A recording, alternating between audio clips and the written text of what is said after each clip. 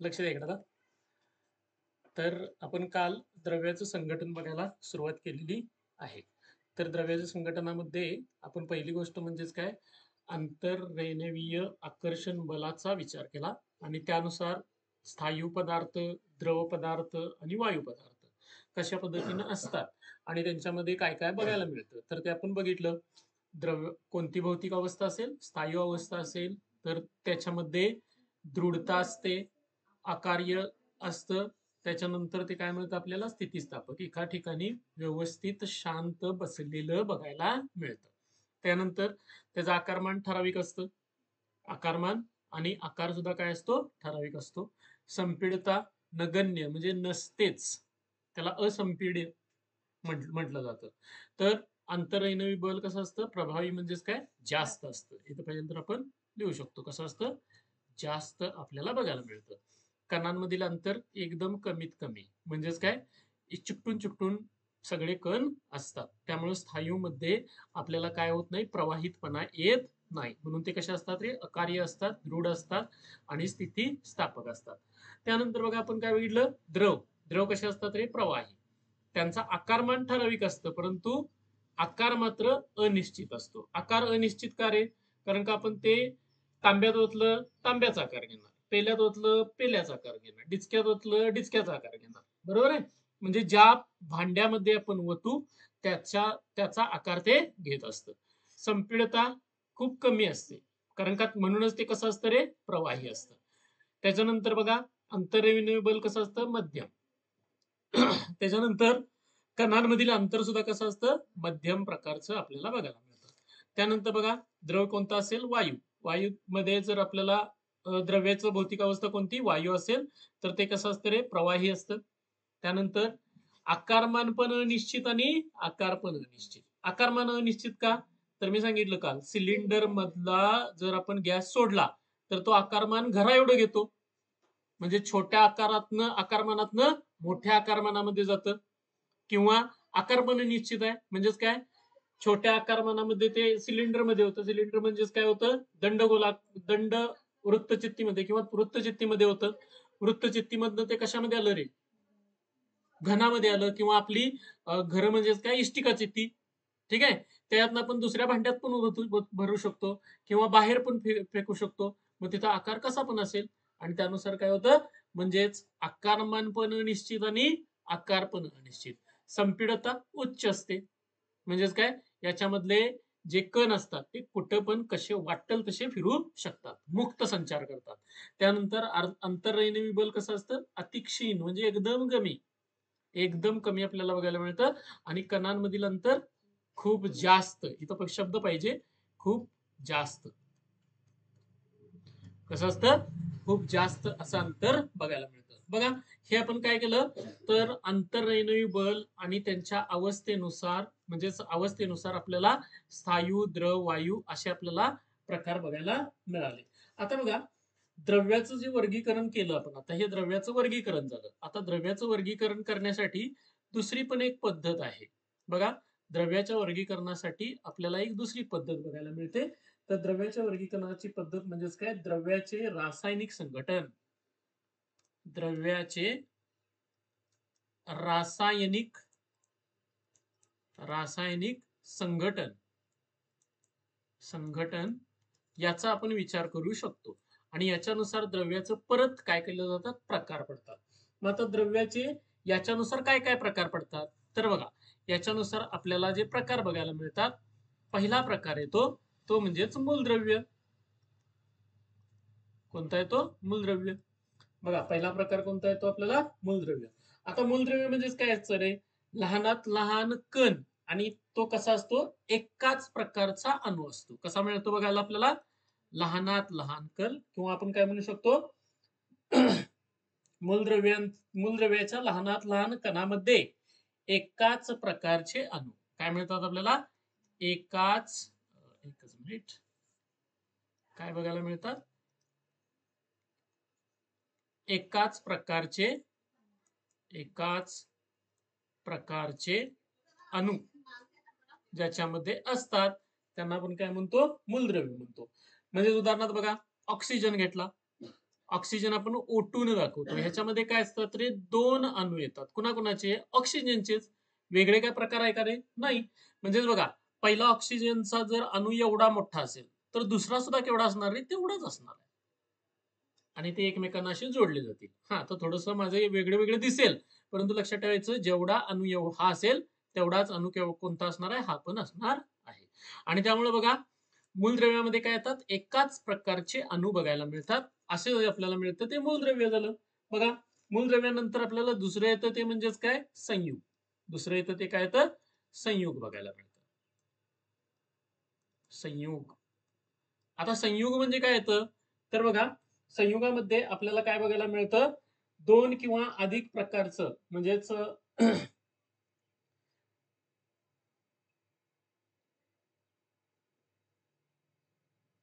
बघा, एका मूलद्रव्यातील आपण जर बघितलं किंवा एका संयुगातील सर्वच लहानात लहान कण एकसारखे असतात.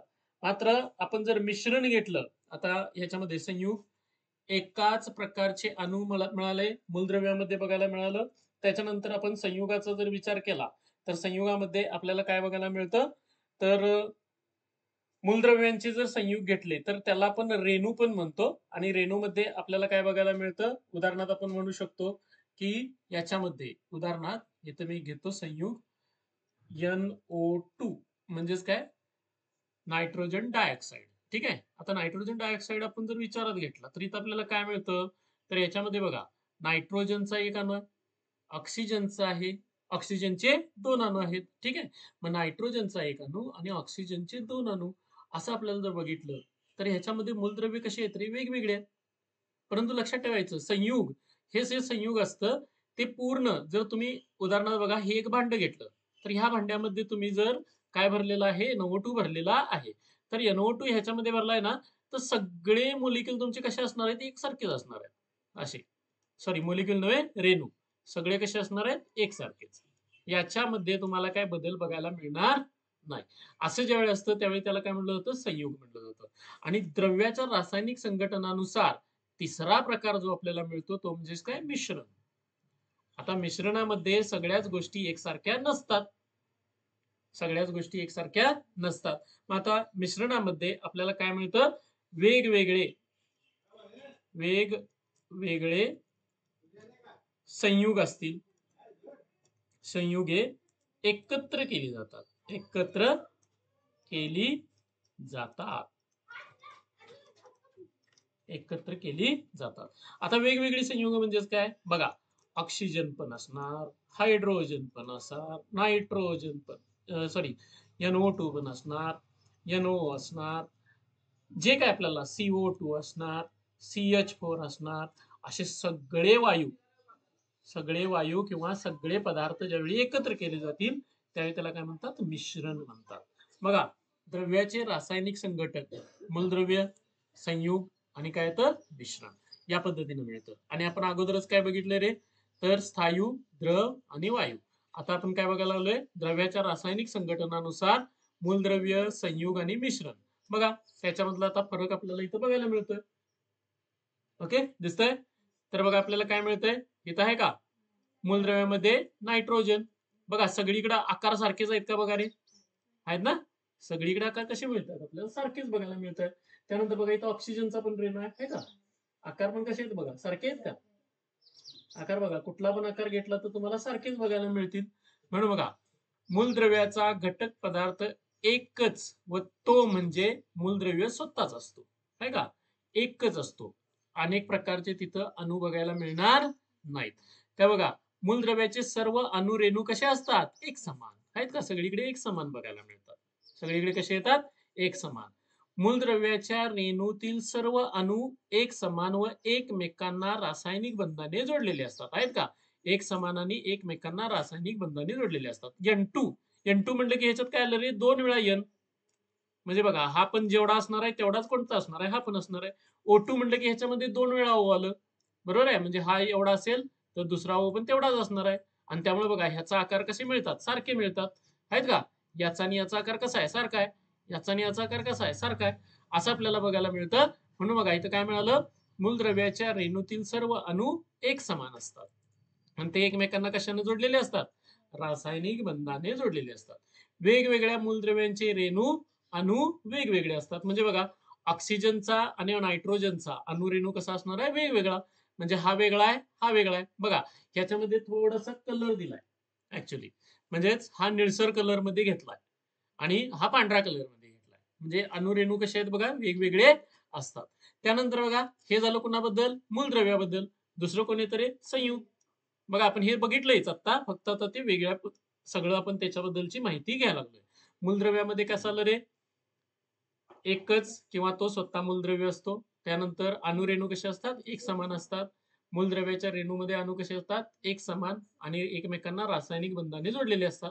वेगवेगळ्या मूलद्रव्यांची रेणू अणू मात्र कसे असतात रे? वेगवेगळे. म्हणजे बघा, उदाहरणार्थ मी इथं काय म्हणतोय की हे झालं काय? ऑक्सिजनचं. तर नायट्रोजनचं बघितलं तर असं असेल, हा नायट्रोजन आहे असं म्हणूया आपण. ठीक आहे, हा कोण आहे? ऑक्सिजन आहे. म्हणजे बघा, ऑक्सिजन जरा आकारानं बारका दिसतोय, नायट्रोजन कसा दिसतोय? आकारानं मोठा दिसतोय. असा फरक असतो. ठीक आहे. त्याच्यानंतर बघा, आपल्याला काय मिळतं? संयुगाबद्दल. आता नायट्रोजन डायऑक्साईड आहे का, NO2. मी इथंच हेच उदाहरण घेतलं होतं NO2 मध्ये. बघा, इथं तुम्हाला हा एकसारखा दिसतोय का? हा आणि हा आहे काय? बघा, फक्त इथं बघा, ह्याला जरासा निळा कलर आहे, ह्याला पांढरा कलर आहे आणि ह्याला परत निळा कलर आहे. ठीक आहे. असे आपल्याला वेगवेगळे थोडेफार त्याच्यामध्ये बदल बघायला मिळतात. म्हणजे बघा, हे दोन निळे आहेत ते कसले आहेत रे? ऑक्सिजन आहेत. आणि हा कोण आहे सांगा? नायट्रोजन आहे. तिघ जण आहेत ना, म्हणून बघा, आपण पाहिजे तर असं दाखवू शकतो. तिथं दाखवले ना मी, ते थोडस वेगळ्या पद्धतीने दाखवतो. उदाहरणार्थ बघा, हा झाला तुमचा नायट्रोजन. ठीक आहे. आणि काय मिळेल बघा आपल्याला? ह्याला जोडलेला आहे असा कोण? ऑक्सिजन आहे का? आता हे दोन सारखे दिसत आहेत का? आणि हा नायट्रोजन वेगळा आहे. तिथं पण ते कलर मध्ये दाखवलंय, पुस्तकामध्ये तुम्हाला बघायला मिळेल. असं आपल्याला काय बघायला मिळतं? त्यांचं बंध, रासायनिक बंध बघायला मिळतात. मग नायट्रस ऑक्साईड, नायट्रिक ऑक्साईड पण आहे बघा, NO आहे का? नायट्रिक ऑक्साईड, त्याच्यामध्ये बघा, एक ऑक्सिजन एक नायट्रोजन, एक ऑक्सिजन एक नायट्रोजन असं आपल्याला बघायला मिळतंय. म्हणजे बघा, तो कसा असणार आहे? तर नायट्रोजन आपल्याला कशा पद्धतीने दिसला?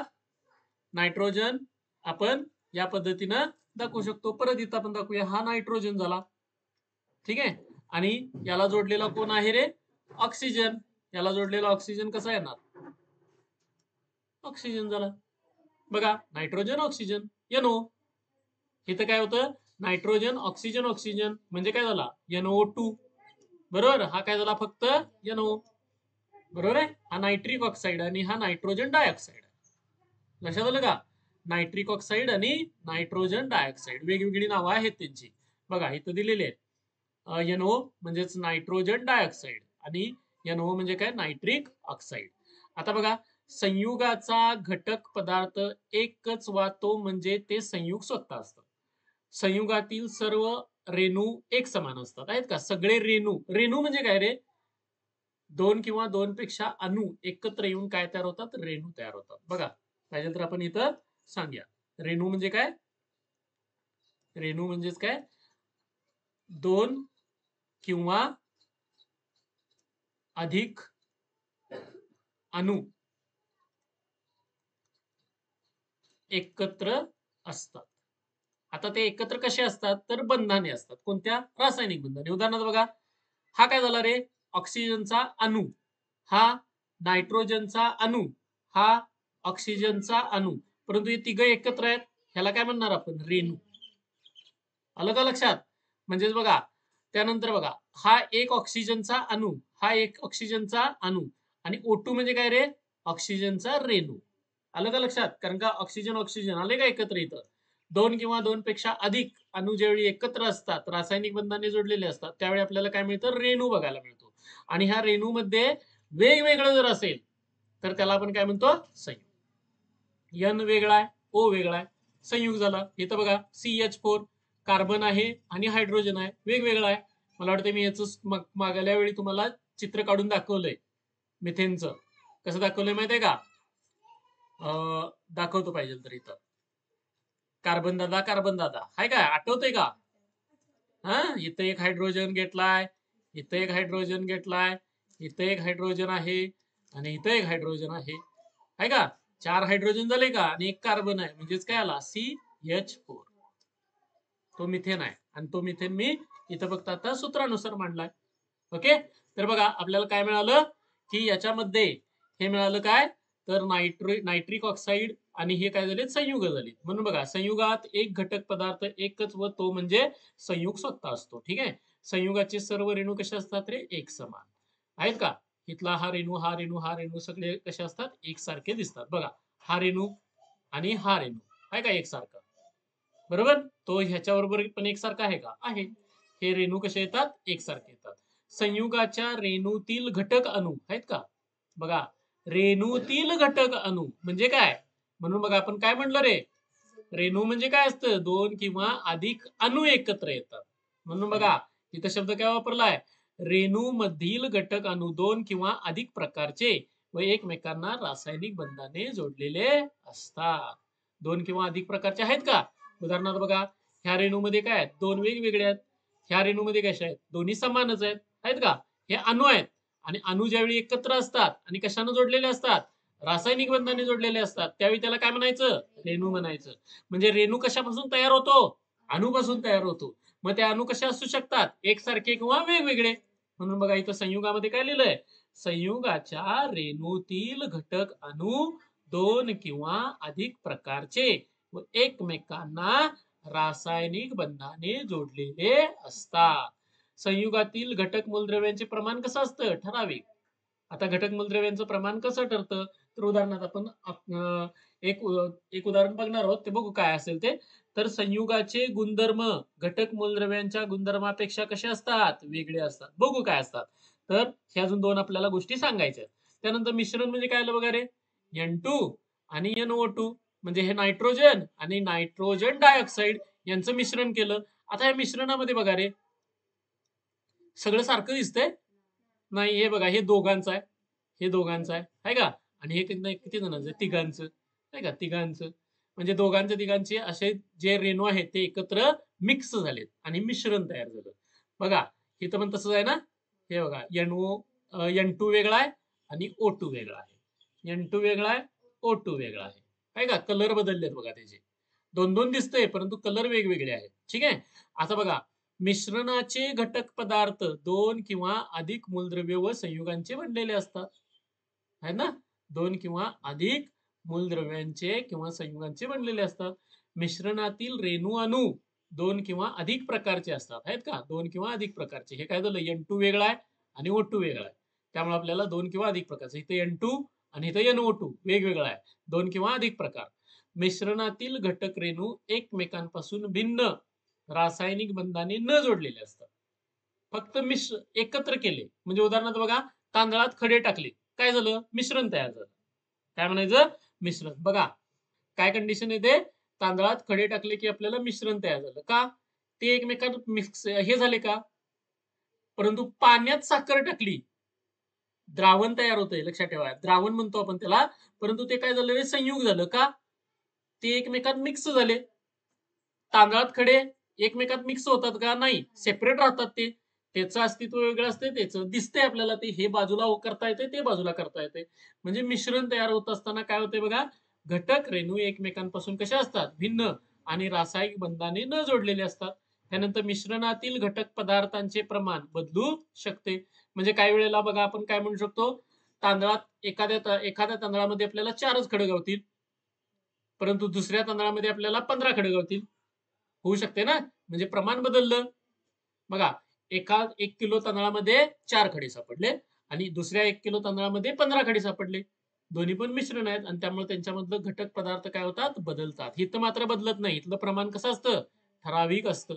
म्हणजे इथलं प्रमाण बदलत नाही, जेवढं ह्याचं असणार आहे तेवढं त्याचं असणार आहे, ठरलेलं असते. ते ठरलेलं कसं असते ते बघू आपण. मिश्रणामध्ये त्यांच्या घटक पदार्थांचे गुणधर्म राखले जातात, म्हणजे गुणधर्म बदलत नाहीत. म्हणजे काय रे उदाहरणार्थ गुणधर्म बदलत नाही याचा अर्थ काय, तर उदाहरणार्थ लक्षात ठेवायचं की तांदळात खडे टाकल्यानंतर, तांदळात खडे टाकले आपण तांदळात खडे टाकल्यानंतर असं होतंय का तांदळाचं गुणधर्म बदलले, तांदळाचा भात व्यायचा बंद झाला, तांदळाचं काहीतरी वेगळंच तयार झालं, असं काय होतंय का नाही. किंवा तांदळाचं सगळ्यांचं खडं झालं, असं काय होतंय का नाही होत, लक्षात ठेवायचं.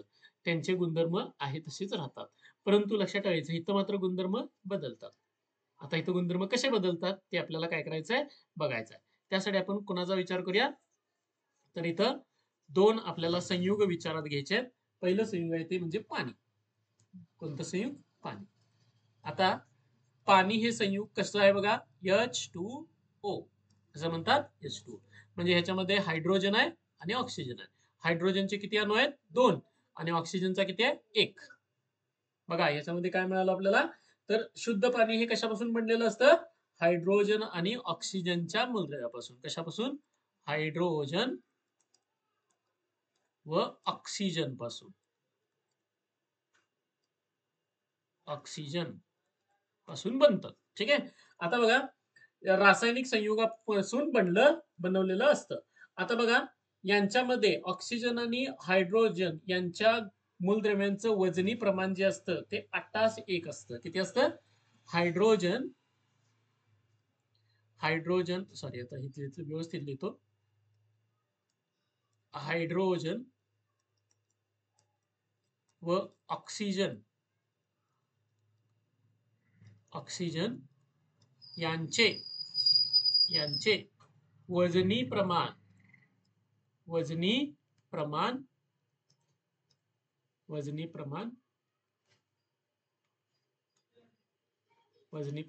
8:1 असते.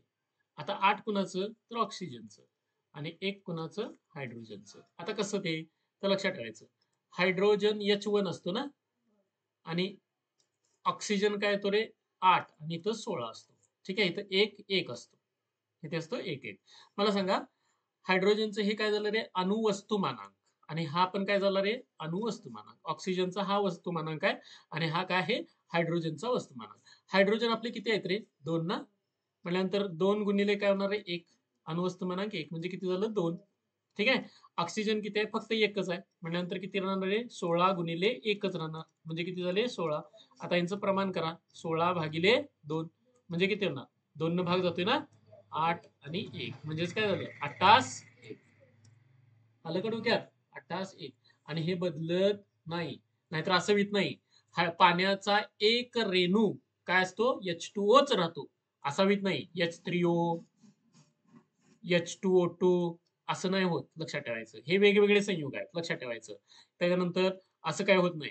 H6O6 असलं काही होत नाही. त्याचं प्रमाण म्हणजे पाण्याचा कुठला पण रेणू घ्या त्याचं किंमत काय असणार आहे? H2Oच असणार आहे. आणि त्यामुळे त्याच्यामध्ये कसं प्रमाण असतंय? ठराविक प्रमाण. कसं असतंय? ठराविक प्रमाण बदलत नाही. ह्याच्यामध्ये मात्र कसं वाटेल तसं. मिश्रणामध्ये कसं वाटेल तसं. म्हणजेच काय? उदाहरणार्थ 1 किलो साखरेमध्ये तुम्ही अर्धा किलो पण पूड टाकू शकताय आणि 1 किलो पण पूड टाकू शकताय. काय फरक पडणार नाही. मिश्रण असणार आहे. लक्षात आलं का? म्हणजेच खरं ह्याच्यामध्ये संयुगामध्ये मात्र ठरलंय. काय ठरलंय रे? 1 किलो साखर असली तर अर्धा किलोच पूड. म्हणजे असं ठरलंय. प्रत्येक वेळी घेत असताना कसं घेणार तुम्ही? 1 किलो साखर घेतली, अर्धा किलो पूड. 1 किलो साखर घेतली, अर्धा किलो पूड. 1 किलो साखर घेतली, अर्धा किलो पूड. लक्षात ठेवा. प्रमाण बदलणार नाही. कशामध्ये? संयुगामध्ये. परंतु मिश्रणामध्ये काय होणार रे? कधी 1 किलो साखर घेतली तर कधी अर्धा किलो पूड घेणार तुम्ही. कधी अर्धा किलो साखर घेणार त्यावेळी 1 किलो पूड घेणार. अर्धा किलो साखरेबरोबर अर्धा किलो पूड घेणार. कसं वाटेल तसं. आलं डोक्यात? काय म्हणलं मी? म्हणून बघा इथं प्रमाण बदलू शकते. प्रमाण बदलतंय. इथं मात्र प्रमाण ठराविक असते. आणि आता बघा हे महत्वाचं आहे आपल्याला. ह्याच्यामध्ये गुणधर्म बदलत नाहीत. गुणधर्म आहे तसे राहतात.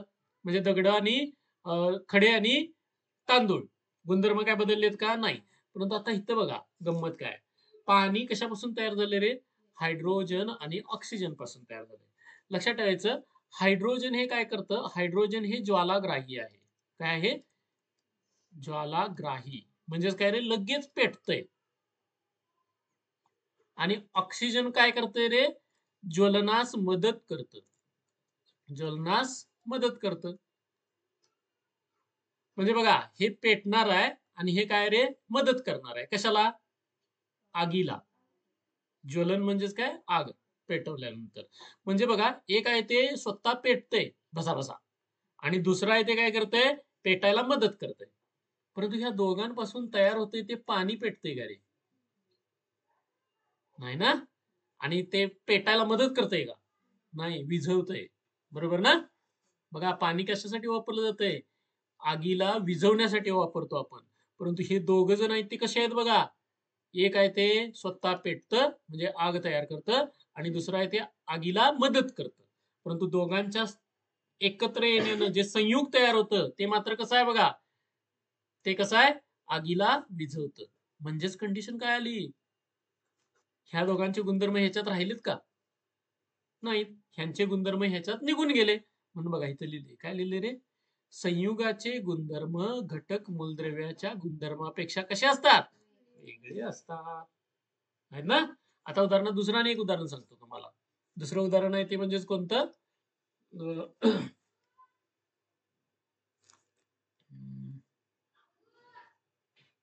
हा, NaCl. कोणता आहे? NaCl. NaCl म्हणजे मीठ. काय रे हे? मीठ. मीठ खाताय ना?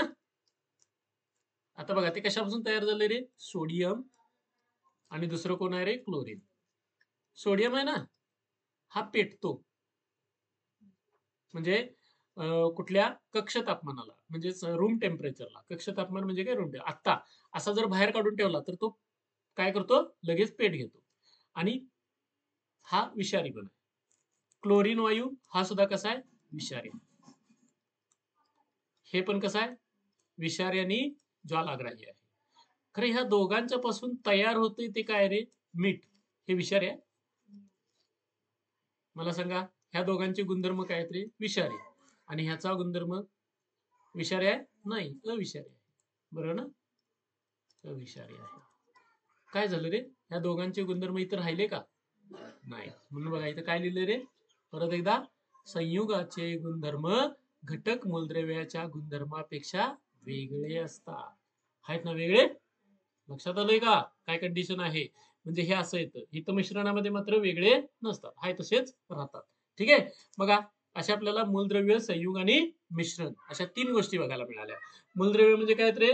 मूलद्रव्यामध्ये घटक पदार्थाचा एकच किंवा तोच म्हणजे ते मूलद्रव्य स्वतः असतं. मूलद्रव्याचे सर्व अणू कसे असतात रे? एक समान असतात. मूलद्रव्याच्या रेणूतील सर्व अणू एक समान आणि एकमेकांना रासायनिक बंधाने जोडलेले असतात. त्यानंतर वेगवेगळ्या मूलद्रव्यांचे रेणू कसे येतात? वेगवेगळे. त्यानंतर संयुगामध्ये काय येतंय? संयुगामध्ये संयुगाचा घटक पदार्थ एकच व तो म्हणजे संयुग स्वतः असतं. संयुगाचे सर्व रेणू कसे येतात? एक समान. संयुगातील रेणू, घटक अणू 2 किंवा अधिक प्रकारचे एकमेकांना कशानं जोडलेले? रासायनिक बंधाने जोडलेले असतात. त्यांचं प्रमाण कसं असतं? ठराविक ठरलंय. 1 किलो साखर, अर्धा किलो पूड. 1 किलो साखर, अर्धा किलो पूड. परंतु इकडं तसं नाही. 1 किलो साखर कधी अर्धा किलो पूड असेल, कधी 1 किलो पूड असेल किंवा पावशेर पूड असेल, कसं पण. असं ज्यावेळी येतं त्यावेळी त्याला काय म्हणतात? मिश्रण. इथं काय झालं रे? संयुगाचे गुणधर्म घटक मूलद्रव्यांच्या गुणधर्मापेक्षा कसे असतात? वेगळे. उदाहरणार्थ आपण आता बघितलं, 2 उदाहरणं बघितली. कोणती? पाणी एक बघितलं. पाण्यामध्ये हायड्रोजन आणि ऑक्सिजन असतं. हायड्रोजन स्वतः पेटतं. ऑक्सिजन काय करतं? पेटायला मदत करतं. परंतु पाणी दोन्ही पण करत नाही. म्हणजे ह्याचे गुणधर्म बदललेत ना. हे काय करतंय? आगीला विझवतंय. हे काय करतंय? स्वतःच पेटतंय. आणि हे काय करतंय? पेटण्यास मदत करतंय. परंतु हे पेटण्यास पण मदत करत नाही आणि स्वतः पण पेटत नाही. म्हणजे गुणधर्म गेले. त्यानंतर इथं काय सांगितलं? सोडियम आणि क्लोरीन दोन्ही पण विषारी आहेत. परंतु त्यांच्यापासून तयार होणारं मीठ हे कसं आहे? अविषारी आहे. म्हणजे ह्यांचे गुणधर्म इथं राहिले नाहीत. असं आपल्याला बघायला मिळतं. मिश्रणामध्ये काय येतं रे? वेगवेगळे मूलद्रव्ये एकत्र येतात. मिश्रणामध्ये रासायनिक बंध न जोडले जात नाहीत. न जोडलेले आहे का इथं? रासायनिक बंधाने न जोडलेले. मिश्रणातील घटक प्रमाण कसं असतं? बदलतं. त्याच्यानंतर घटक गुणधर्म राखले जातात. म्हणजेच काय आहे तसे राहतात. बघा, या पद्धतीने आपल्याला काय मिळालं? तर हे प्रकार बघायला मिळाले. त्याच्यानंतर बघा अजून एक दुसरं म्हणजेच काय? आता आपण एक पाणी बघायला लागलोय आणि दुसरं म्हणजेच काय? एकच मिनिट, थोडस आपण बदलूया. तर पाणी. पाणी कशापासून तयार झाले रे? हायड्रोजन आणि दुसरं कोण आहे? ऑक्सिजन. या दोघांचे गुणधर्म म्हणजेच यांच्यापासून ते संयुग तयार झालं. काय तयार झालं? संयुग. आणि संयुगामध्ये काय तयार झाले? आपल्याला H2O तयार झालं. H2O मध्ये प्रमाण कसं आहे रे? 8:1 आहे. ठीक आहे. आणि हे कसं आहे रे? हे काय करतंय? स्वतः ज्वालाग्राही आहे. ज्वालाग्राही म्हणजे पेट घेतं आणि हे काय करतं रे? मदत करतं. मदत करतं. कशाला मदत करतं? पेटण्यास मदत करतं. ठीक आहे. पेटण्यास मदत करतं. परंतु हे पेट पण घेत नाही. पेट घेत नाही. घेत नाही आणि मदत पण करत नाही. मदत पण करत नाही. डोक्यात आलं का? हा आपला पहिला संयुग मिळाला कोणता? पाणी. आता बघा दुसरं जे येतं ते म्हणजेच काय? दूध. कोण आहे? दूध. आता दूध हे काय आहे? मिश्रण आहे. काय आहे? मिश्रण. मिश्रण. दूध हे काय आहे? मिश्रण. आता हे दूध कशाचं मिश्रण आहे बघा रे? पाणी, त्यानंतर दुग्ध शर्करा. दुग्ध शर्करेलाच लॅक्टोज म्हणतात. काय म्हटलं जातं? लॅक्टोज. काय म्हणतात? लॅक्टोज. ठीक आहे. दुग्ध शर्करा, त्याच्यानंतर स्निग्ध पदार्थ. स्निग्ध पदार्थ, त्यानंतर प्रथिने. प्रथिने आणि इतर. बघा दुधामध्ये काय काय असतंय? खूप काही गोष्टी आहेत. कॅल्शियम पण आहे वगैरे. असे मूलद्रव्य पण आपल्याला बघायला मिळतात. आणि ह्या प्रत्येकाचे गुणधर्म जसेच्या तसे राहतात. ह्याच्यामध्ये बघा पाण्याचा गुणधर्म बदलत नाही. दुग्ध शर्करेला गोडसरपणा असतो, तो गोडसरपणा तसाच राहतो. तो काय बदलत नाही. लक्षात घ्या. का दूध कधी पिल्यानंतर खारट लागलं? नाही होत. ते कसं लागणार आपल्याला? गोडच लागणार. आणि ते कुणामुळे लागतं रे? दुग्ध शर्करेमुळे लागतं. लॅक्टोज म्हणतात त्याला. म्हणजे ह्याच्यामध्ये ह्या प्रत्येक गोष्टीचं प्रमाण, यांचं प्रमाण पण वेगवेगळं असतं. बघा आपण डेअरीमध्ये दूध घालायला नेतो. सगळ्या दुधाचं फॅट समानच असते काय? नाही ना. कुणाचं 5-4 लागतंय, कुणाचं 10 लागतंय. बरोबर आहे? म्हणजेच काय 10 लागतंय त्याचा अर्थ काय झाला रे? त्याच्यात दुग्ध शर्करा जास्त आहे. त्यात पाणी कमी आहे. ज्याच्यामध्ये 5 लागते फॅट त्याच्यामध्ये काय झालं रे? दुग्ध शर्करा कमी आहे, पाणी जास्त आहे. लक्षात येते का? म्हणजे उदाहरणार्थ बघा, तुम्ही एक ग्लास पाणी घेतलं आणि एक ग्लास पाण्यामध्ये काय केलं? 2 चमचे साखर टाकली. काय होणार रे? पाण्यामध्ये साखर विरघळणार ना आणि ते पाणी तुम्हाला गोड लागेल. आता मी म्हटलं की त्याच्यामध्ये तुम्ही 10 चमचे साखर टाकली. काय होईल रे? एकदम गोड होईल ते पाणी. बरोबर ना? त्याचा तुम्ही पाक केला. जास्तच गोड होणार आहे. लक्षात येते? म्हणजे इथं प्रमाण कसं आलं बघा? पाण्याचं प्रमाण कमी झालं आणि साखरेचं प्रमाण वाढलं. लक्षात येते? म्हणजे दूध हे काय आहे? मिश्रण आहे आणि त्याच्यामध्ये दुग्ध शर्करेचं आणि पाण्याचं प्रमाण कसं असतं? वेगवेगळं असतं. मग प्रत्येक वेळी प्रत्येक गोष्ट जर वेगवेगळी असेल तर त्याला संयुग म्हणायचं का मिश्रण म्हणायचं? मिश्रण. लक्षात आलं? म्हणून दूध काय आहे? मिश्रण आहे. दूध काय आहे? मिश्रण आहे. असं आपल्याला बघायला मिळतं. त्याच्यानंतर बघा मूलद्रव्यांचे प्रकार बघायला मिळतात. मूलद्रव्यांचे प्रकार काय येतात? तर मूलद्रव्यांचे प्रकार. आता मूलद्रव्यांचे प्रकार कोणते कोणते आहेत? तर मूलद्रव्यांचे आपल्याला प्रकार येतात. पहिली गोष्ट म्हणजे काय? धातू. दुसरं येतं अधातू. आणि ह्या दोघांच्या मध्ये येतो तो धातू सदृश्य. सदृश्य 3 प्रकार आहेत. धातू म्हणजेच काय ना कोणाला म्हणतात? तर लक्षात ठेवायचं ज्याच्यामध्ये चकाकी असते. असते ना? उदाहरणार्थ अल्युमिनियम चकाकतंय, लोखंड चकाकतंय. चकाकते ना? बघा ज्याला चकाकी असते, अधातू चकाकी नसते. चकाकी नसते. त्यानंतर बघा याच्यापासून काय होतं रे? तार काढता येते. तार बनते. याला तन्यता म्हणतात. काय म्हणलं जातं? तन्यता गुणधर्म असतो. यांच्यामध्ये तन्यता नसतो. तन्यता नसतो. हे उष्णता उष्णता आणि वीज विजेचे सुवाहक असतात. कसे असतात? सुवाहक. हे दुर्वाहक असतात. दुर्वाहक. ओके. बघा म्हणजे ह्याच्यामधून उष्णता आणि वीज काय होते? मस्तपैकी निवांतपैकी जाते. उदाहरणार्थ आपल्या घरामध्ये असणारे तांब्याच्या तारा आहेत ना, त्यामधून उष्णता आणि वीज काय होते मस्तपैकी वाहते, याच्यामध्ये वाहू शकत नाही. याच्यापासून पत्रा तयार करता येतो. पत्रा, त्यालाच आपण वर्धनीयता म्हणतो. वर्धनीयता. बघा, लोखंडाला चेपून चेपून आपण पत्रा तयार करू शकतो ना, बरोबर आहे का? ह्याच्यापासून पत्रा तयार होत नाही. पत्रा तयार होत नाही. आणि धातू सदृश्य हे काय असतं, पूर्णपणे धातू पण नाही आणि पूर्णपणे अधातू पण नाही. ह्या दोघांच्या मध्ये येतं ते कोण आहे, धातू सदृश्य. असे आपल्याला मूलद्रव्यांचे काय बघायला मिळतात, प्रकार बघायला मिळतात. बघा, मूलद्रव्यांचे प्रकार या पद्धतीनं मिळतात.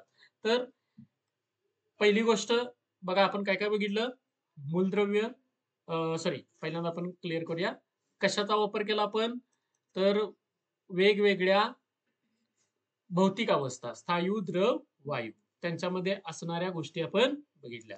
त्यानंतर आपण कशाचा वापर केला, द्रव्याचे रासायनिक संघटनाचा विचार केला. त्यानुसार 3 प्रकार आले, मूलद्रव्य, संयुग आणि मिश्रण. ते कसे कसे असतात त्याचा पूर्ण आपण आढावा घेतला. त्याच्यानंतर आपण कशाचा विचार केलाय, पाणी आणि दूध हे 2 संयुग आपण, सॉरी, पाणी हे संयुग बघितलं आणि दूध हे काय बघितलं, मिश्रण बघितलं. त्यानंतर मूलद्रव्यांचे प्रकार काय येतात, धातू, अधातू आणि धातू सदृश्य. चकाकी असते, त्या तार तयार करता येते म्हणजे तन्यता असते, उष्णता आणि विजेचे सुवाहक असतात, त्याच्यापासून पत्रा म्हणजे वर्धनीयता असते. हे गुणधर्म इथं अधातूमध्ये नसतात आणि धातू सदृश्य एक असतात, या दोघांच्या मध्ये असतात, हे दोघांच्या मध्ये असतात. ओके, तर बघा, या पद्धतीने आपल्याला मूलद्रव्याचे प्रकार मिळाले. तसेच संयुगाचे पण प्रकार आहेत. मग त्याच्यामध्ये कार्बनी संयुग आले, अकार्बनी संयुग येतात. त्यानंतर सेंद्रिय संयुग, त्यांना सेंद्रिय संयुग किंवा असेंद्रिय संयुग असं पण म्हणतात. हे लक्षात आलं? ओके.